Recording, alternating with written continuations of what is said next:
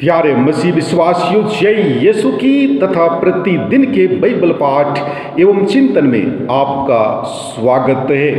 आज का पहला पाठ संत योहन का पहला पत्र अध्याय 2 पद संख्याएं 3 से 11 तक से लिया गया है।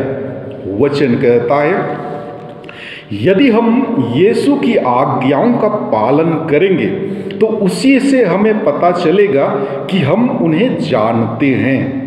जो कहता है कि मैं उन्हें जानता हूँ किंतु उनकी आज्ञाओं का पालन नहीं करता, वह झूठा है और उसमें सच्चाई नहीं है। परंतु जो उनकी आज्ञाओं का पालन करता है, ईश्वर का प्रेम उसमें परिपूर्णता तक पहुँचता है। जो कहता है कि मैं उनमें विश्वास करता हूँ, उसे वैसा ही आचरण करना चाहिए जैसा आचरण मसीह ने किया है। प्रिय भाइयों, मैं तुम्हें कोई नई आज्ञा नहीं लिख रहा हूँ। यह वह पुरानी आज्ञा है जो प्रारंभ से ही तुम्हें प्राप्त है। यह पुरानी आज्ञा वह वचन है जिसे तुम सुन चुके हो।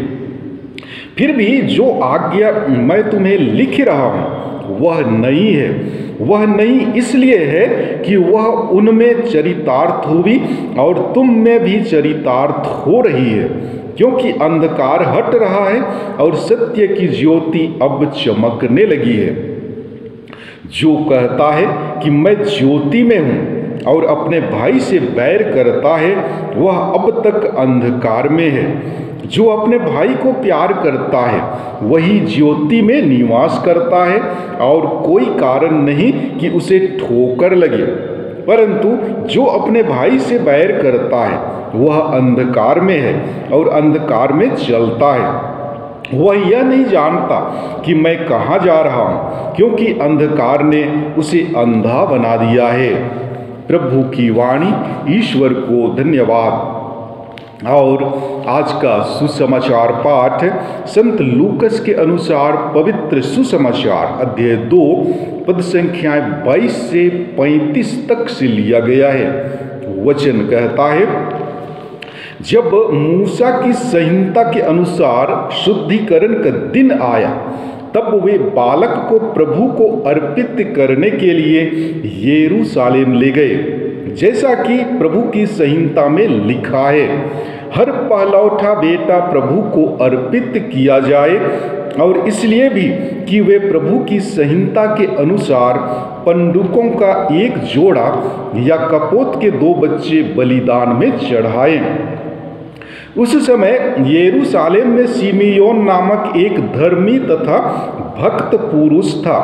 वह इस्राएल की सांत्वना की प्रतीक्षा में था और पवित्र आत्मा उस पर छाया रहता था।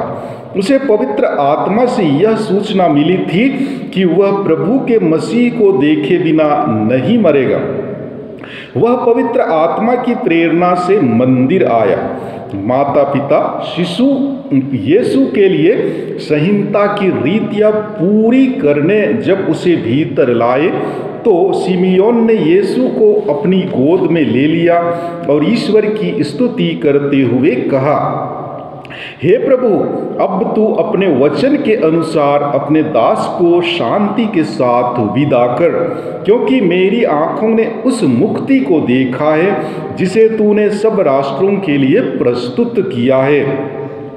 यह गैर यहूदियों के प्रबोधन के लिए ज्योति है और तेरी प्रजा इस्राएल का गौरव। बालक के विषय में ये बातें सुनकर उसके माता पिता अचंभे में पड़ गए।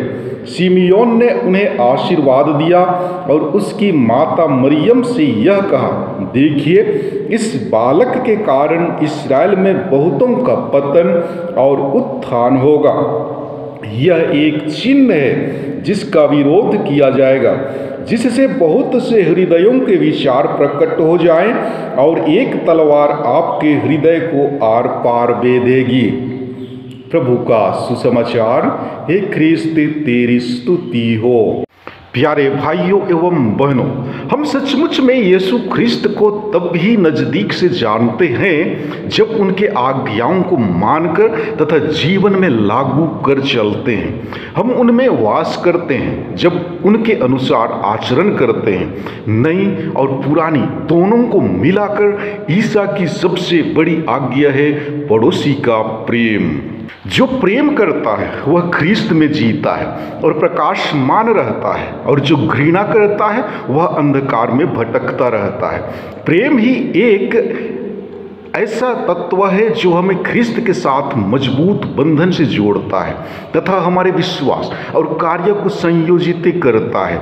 संत पौलुस कहते हैं कि यदि पहाड़ हिलाने तक मुझ में विश्वास मौजूद है, लेकिन यदि प्रेम नहीं तो मैं कुछ भी नहीं। प्रभु यीशु मूसा की संहिता को रद्द करने नहीं बल्कि पूरा करने आया था। जब शुद्धिकरण का समय आया तो योसेफ और मरियम ने मूसा की संहिता के अनुसार बालक यीशु को मंदिर में चढ़ाकर ईश्वर को समर्पित कर दिया। यही प्रभु यीशु का मंदिर में समर्पण है। समर्पण ईश्वर की ओर से एक बुलाहट है। यह समर्पण जीवन में पवित्रता लाता है, अपने कर्तव्य कामों को अच्छी तरह से करने के लिए आत्मविश्वास, शक्ति तथा दृढ़ता प्रदान करता है। यीशु को भी अपना मिशन काम शुरू करने से पहले अपने को पिता ईश्वर को समर्पित करना अनिवार्य था। अतः यीशु को ईश्वर के पुत्र होने के बावजूद भी संहिता के रीति रिवाज को पूरा करना पड़ा। शुद्धिकरण का मुख्य उद्देश्य है, पहला, माता पिता, शिशु तथा घर का शुद्धिकरण करना तथा दूसरा, शिशु का नामकरण करना। यीशु को भी शुद्धिकरण प्रक्रिया से गुजरना पड़ा। इस शुद्धिकरण में मुख्यतः दो धार्मिक क्रिया कर्म का अनुष्ठान किया जाता है। यीशु के संदर्भ में खतना के द्वारा यीशु को समाज तथा चुने हुए लोगों के बीच में स्वीकृति मिलती है। समर्पण द्वारा प्रभु का पवित्रीकरण होता है। प्यारे भाइयों एवं बहनों, प्रथा के अनुसार माता पिता ने बालक यीशु को मंदिर में ईश्वर को समर्पित किया। वे गरीब थे, इसलिए उन्होंने गरीबों का बलिदान चढ़ाया। उस अवसर पर सिमियोन भी मंदिर में पहुंचे और बालक यीशु में मसीह को पहचाना। इस महान अनुकंपा के लिए उन्होंने प्रभु का गुणगान किया। मरियम के लिए सिमियोन की भविष्यवाणी एक चुनौती थी। उनको अपने पुत्र के भावी जीवन का पूरा ज्ञान नहीं था। सिमियोन के माध्यम से ईश्वर ने मसीह के जीवन पर प्रकाश डाला। एक ओर यीशु इस्राएलियों के गौरव हैं तो दूसरी ओर एक विवादास्पद व्यक्ति। आगे भी भिन्न भिन्न घटनाओं द्वारा माता मरियम को यह महसूस होने लगता है कि उन्हें भी अपने पुत्र के दुख भोग में सहभागी होना है। मसीही योजना को हम सब भी समझ सकें और जी सकें, इसके लिए ईश्वर से निवेदन करें।